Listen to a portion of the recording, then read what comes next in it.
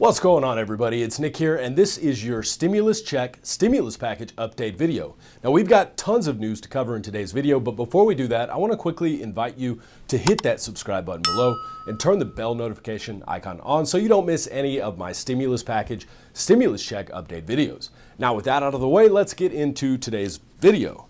Last month, President Biden unveiled his $1.9 trillion stimulus package that he is calling the Rescue America Plan, American Rescue Plan.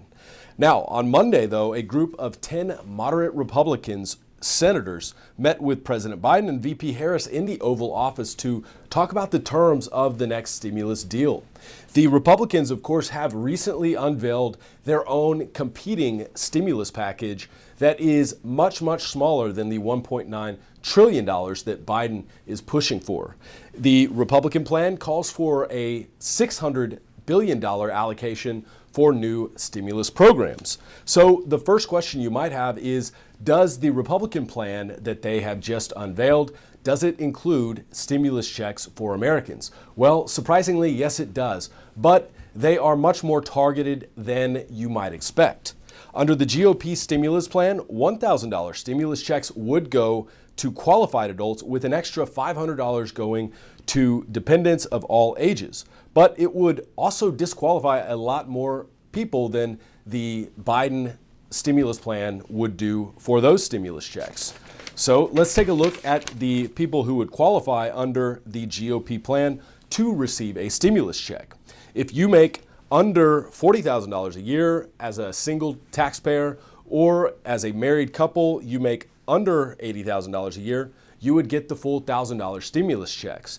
However, that amount gets phased out as your income in a given year, your AGI, increases up to $50,000, at which point it becomes zero. You don't get any stimulus check if you're above that amount as an individual, or double that amount as a married couple.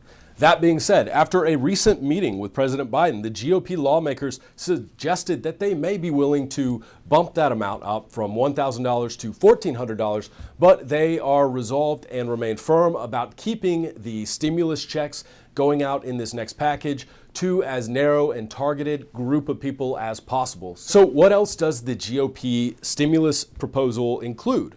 Well, it includes $160 billion for direct COVID pandemic response.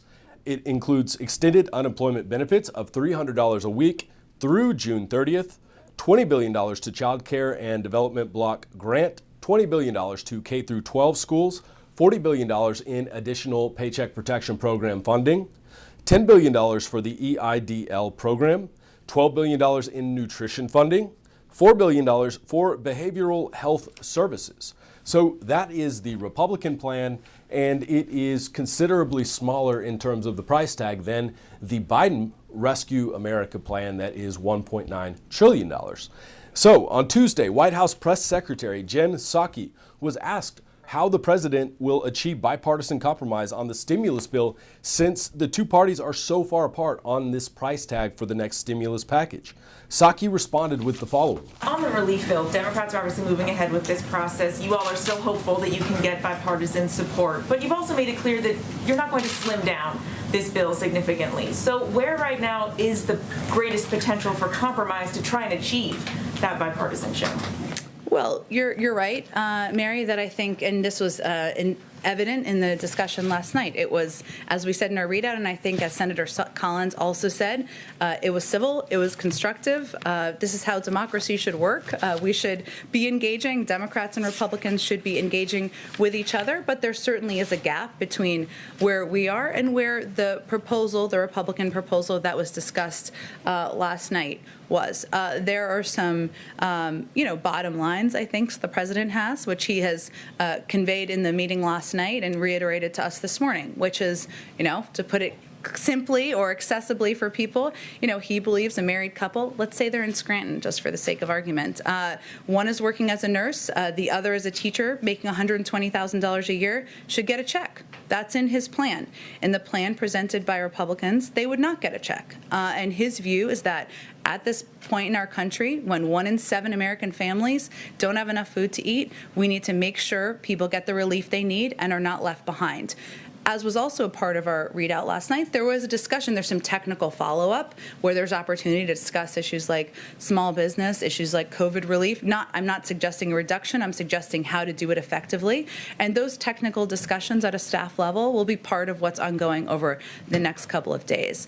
But the president's bottom line is that this is a package. The risk here, as he has said many times, is not going too big. It is going too small. That continues to be his belief, and that's why he supports the efforts by Senator Schumer, Leader Schumer, and Speaker Pelosi to move this package forward.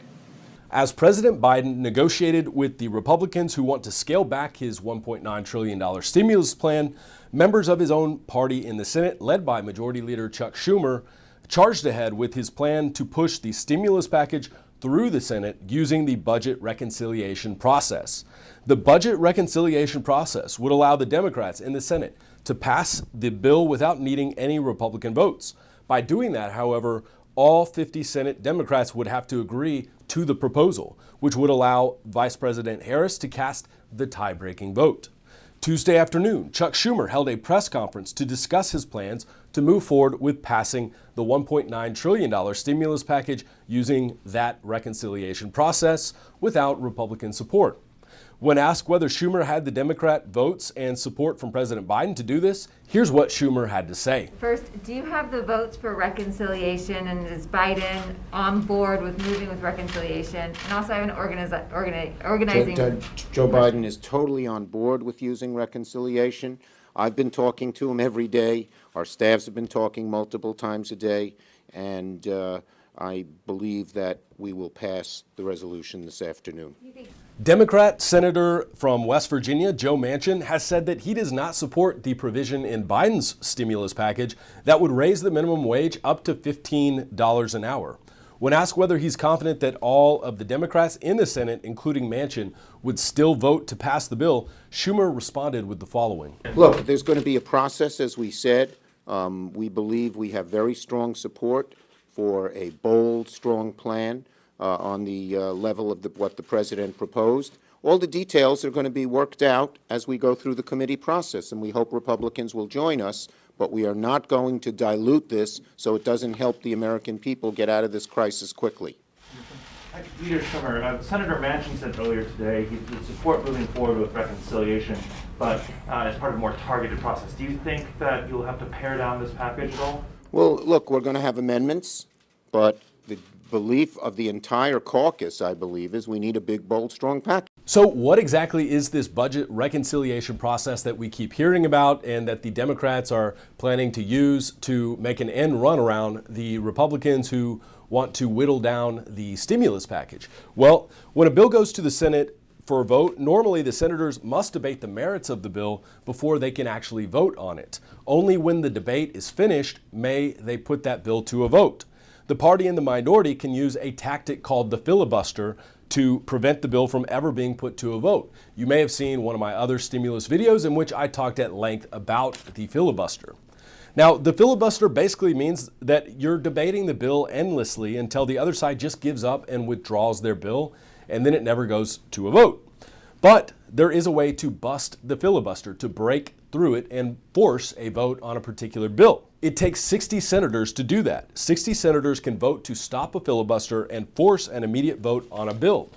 Right now, there are 50 Republican and 50 Democrat senators, with Democrat VP Harris having the ability to cast a tiebreaker vote. Therefore, at least 10 GOP senators would need to approve the stimulus package in order to get the 60 votes needed to stop a filibuster and actually force a vote on the stimulus bill. Side note, that is why Biden was meeting with 10 of the more moderate Republicans the other day in the Oval and not 9, 8, or 7 of them. So 60 votes are needed. That is, of course, unless the Democrats use the budget reconciliation process to bypass the Republican senators and put the stimulus bill to a vote without even having to deal with the filibuster. To pass a budget measure under this process, the budget measure only needs 51 votes. Democrats' ability to use this process also depends on whether their party, their caucus, stays united on the bill, which is not certain yet either, with Joe Manchin and others expressing a little bit of reluctance towards this next stimulus package. If you like this video and you want to support this channel so I can continue to make videos just like this one, then head on over to my Patreon page. You can check it out by clicking on the link in the description below. And if you haven't already, make sure to hit that subscribe button below and turn the bell notification icon on so you don't miss any of my stimulus check stimulus package update videos. And as always, thank you for watching.